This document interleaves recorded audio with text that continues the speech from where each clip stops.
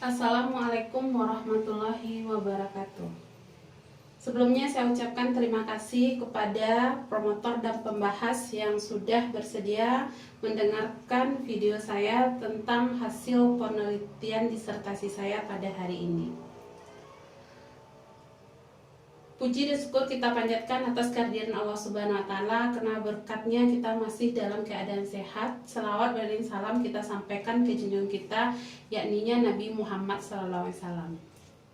Yang sama-sama saya hormati Bapak Promotor Prof. Eri Berlian, Bapak Dr. Abdul Razak, dan pembahas saya Bapak Dr. Nur Hasansah dan Bapak Dr. Heldi. Baiklah, pada hari ini saya akan menyampaikan rangkuman dari hasil penelitian disertasi saya yang berjudul Formulasi Kebijakan Penanggulangan Dampak Kebakaran Hutan dan Lahan di Kota Payakumbuh, Sumatera Barat. Berdasarkan pantauan satelit NOAA 18 milik Amerika Serikat, penyumbang kebakaran hutan terbesar adalah Indonesia. Dengan titik terbanyak berada di Provinsi Riau, yaitu mencapai 420 titik. Pulau Sumatera menjadi tertinggi kedua setelah Kalimantan dengan deforasi 1.530 juta pada tahun 2009 sampai 2013. Salah satu pencemaran yang menjadi permasalahan lingkungan adalah pencemaran udara. Pemicu terjadinya pencemaran udara adalah kebakaran hutan dengan skala besar. Kebakaran dianggap sebagai ancaman potensi bagi pembangunan berkelanjutan karena efeknya secara langsung pada ekosistem, kontribusi emisi karbon, dan dampaknya bagi keanekaragaman hayati. Menurut Usman, pada tahun 2010, kebakaran hutan dan lahan sebagai penyebab bencana asap di Provinsi Riau tahun ini kembali menjadi sorotan publik yang sangat luas, tidak saja dalam skala nasional tetapi juga internasional. Dampak kabut asap terhadap tubuh secara biologis mempengaruhi kesehatan, terutama pada mata, hidung, tenggorokan, sakit kepala, dan penyebab meriang serta demam yang bermuara pada domain yang munculnya adalah ISPA, sesuai dengan penelitian yang dihasilkan oleh saya sendiri dan Bapak Abdul Razak. Dampak kebakaran hutan secara umum adalah emisi gas karbon ke atmosfer, ketidakseimbangan ekosistem, buruknya kualitas oksigen, dan penyebaran air hujan. Ekonomi, terus iklim mikro, serta kesehatan, dan berkurangnya wisatawan. Dampak yang dirasakan oleh masyarakat secara langsung berada pada kesehatan, pendidikan, pertanian, peternakan, dan transportasi. Dari dampak tersebut diharapkan munculnya kebijakan, yaitu bagaimana jalan keluar dari permasalahan serta minimalkan kerugian yang terjadi pada masyarakat.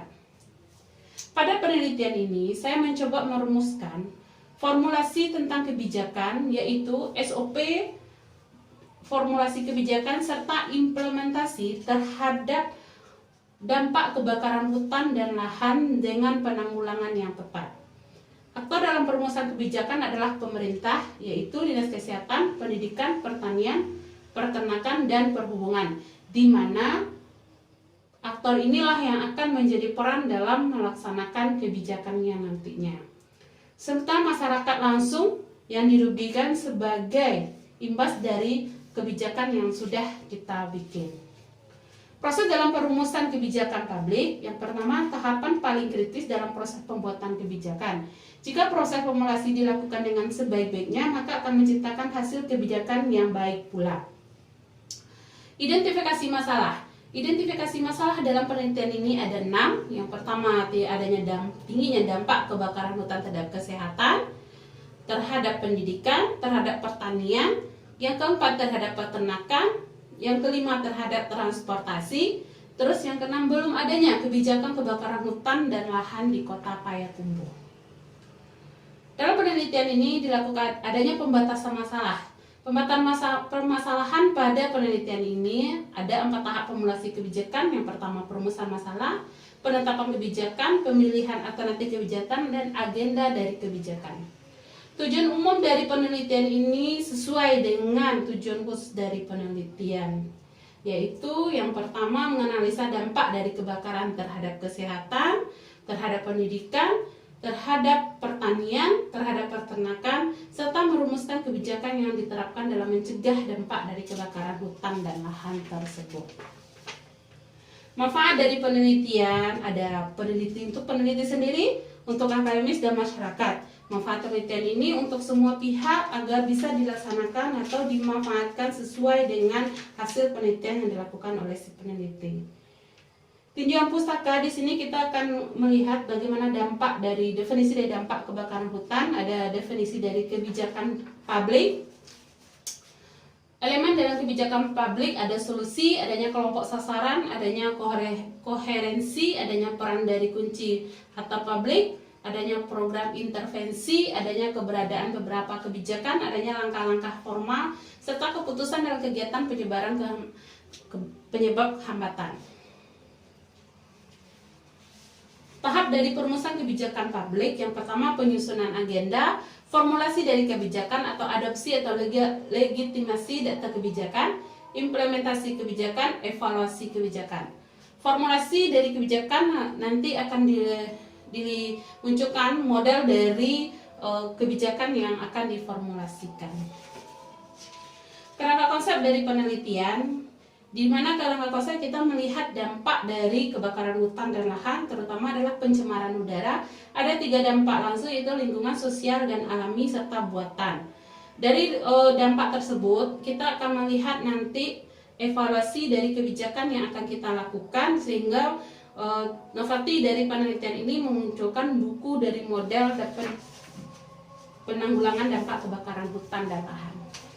Hipotesis dari penelitian juga kita merujuk dari tujuan penelitian yang sudah kita lakukan. Metode dari penelitian ini kita melihat yaitu jenis penelitian adalah kuantitatif dengan desain cross-seksional. Variabel dari penelitian adalah formulasi dari kebakaran, variabel dependennya adalah formulasi kebijakan, independennya kebakaran hutan. Lokasi dan waktu penelitian. Lokasi penelitian dilakukan di Kota Payakumbuh, dilaksanakan selama lebih kurang 6 bulan. Populasi penelitian adalah sebanyak 1.297 jiwa dengan sampel 117 ditambah 1 orang kepala dinas yang berkaitan dengan penelitian. Instrumen dari penelitian adalah kesusunan berupa angket, serta cara pengumpulan data dilakukan dengan sebenarnya melalui angket. Uji coba instrumen sudah dilakukan melalui responden uji coba, pelaksanaan uji coba. Terus analisis instrumen penelitian dilakukan oleh pakar yang sudah divalidasi oleh Prof. Desmond Lanin, Bapak Dr. Aldri, dan Prof. Haris. Pada umumnya dari ketiga pakar untuk validasi ini dapat dilakukan untuk pengambilan data langsung ke lapangan melalui angket yang sudah divalidasi. Teknik dari analisa, yang pertama analisis persepsi masyarakat terhadap formulasi dan kebijakan penanggulangan dampak dari kebakaran hutan dan lahan dilakukan adalah analisa deskriptif. Tahap penguji persyaratan analisis regresi ada uji normalitas dilakukan, uji homogenitas dilakukan, regresi linear. Pada penelitian di Payakumbuh kita lihat sedikit profil dari Payakumbuh, Kota Payakumbuh, yaitu di Kota Payakumbuh terdapat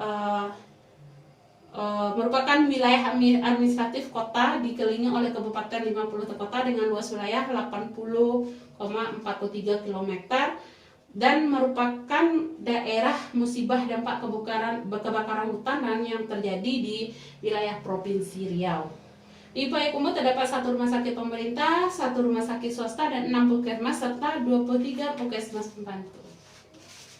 Dari hasil penelitian dapat kita lihat, yang pertama, analisis deskriptif dampak kebakaran hutan dan lahan terhadap kesehatan.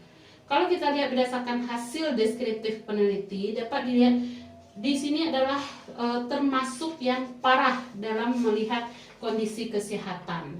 Sesuai dengan hasil penelitian yang saya lakukan sendiri di Kota Payakumbuh, dampak kebakaran hutan terhadap penyakit terutama adalah pada ISPA, di mana hasil penelitian ini sudah dilakukan pada tahun sebelumnya atau tahun 2019. Pada dampak kita lihat di pendidikan, sungguh dikatakan juga merupakan parah, karena di sini di saat terjadi berdampaknya kebakaran hutan oleh Provinsi Riau ke Kota Payakumbuh, di mana sekolah dan perguruan tinggi diliburkan sehingga mengurangi atau memperlambat proses pembelajaran dan mengalihkan dari kalender akademik yang sudah ada di sekolah serta di perguruan tinggi tersebut. Dan serta untuk pertanian juga seperti itu, dapat peternakan dan pertanian dapat merugikan petani, contohnya seperti ternak bisa mati. Di sini juga kita menyatakan mendapatkan hasil parah, sangat parah pada pertanian dan peternakan. Kita melihat hasil dari pertanian juga menurun saat terjadinya dampak kebakaran hutan dan lahan. Juga ada beberapa penelitian sudah melakukan dan hasilnya sama.